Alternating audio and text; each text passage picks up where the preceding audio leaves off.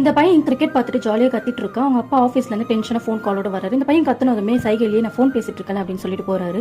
ஃபோனை வச்சுட்டு திரும்பி பார்த்தா அந்த பையன் அதுக்குள்ள அவன் ரூமுக்கு போயிருக்கான். அப்பா ரொம்ப ஃபீல் பண்றாரு. இந்த பையன் ஏன் இப்படி பண்றான், அவன் இருக்கிற இடத்துக்கு நம்ம போனா அவன் ஏன் எழுந்து போயிடறான் அப்படின்னு சொல்லிட்டு அந்த பையனுக்கு இவர் ஏன் இப்படி இருக்காரு, எல்லாம் அப்பா மாதிரி நம்ம கூட சகஜமா இருக்க மாட்டாரு, கிரிக்கெட் ஏன் ஒன்னா உட்காந்து பார்க்க மாட்டாரு, அவர் கூட உட்காந்து பார்க்கணும்ட்டு எவ்வளவு ஆசையா இருக்குன்னு சொல்லிட்டு அவனுக்குள்ள ஒரு தாட் ஓடுது.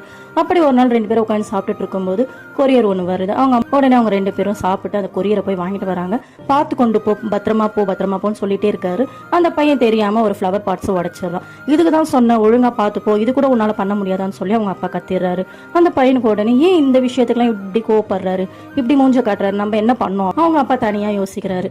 எப்ப பார்த்தாலும் ஏன் அந்த பையன்கிட்ட நம்ம கத்திக்கிட்டே இருக்கோம், கோவத்தை மட்டும் காட்டுறோம், ஒரு லவ் காட்ட மாட்டோமே. ஒரு நாள் அவனுக்கு வேலை கிடைச்சிச்சுன்னு சொல்லிட்டு வெளியூருக்கு கிளம்பிட்டு இருக்கான். சந்தோஷமா சிரிச்சுட்டு அவங்க அம்மா கிட்ட சொல்லிட்டு ஆசீர்வாதம் வாங்கிட்டு போறான். அவங்க அப்பாவை பார்த்ததுமே அந்த சிரிச்ச முகம் அப்படியே மாறிடுது. அவங்க அப்பா கிட்ட போய் ஆசீர்வாதம் வாங்கினது அவங்க அப்பாவும் பிளஸ் பண்ணி அனுப்பிடுறாரு. அவன் போய் கொஞ்சம் ஒரு 5 நிமிஷத்துலயே அவங்க அம்மா அந்த பையன் வீடியோ கால் பண்றாங்க. அம்மா தான் வீடியோ கால் பண்றாங்கன்னு சொல்லிட்டு சந்தோஷமா அட்டன் பண்றான். பார்த்தா அவங்க அப்பா அந்த பையனோட ரூம்ல அவனோட போட்டோஸ், அவனோட மெடல் எல்லாம் பார்த்து ரொம்ப ஃபீல் பண்ணிட்டு இருக்காரு.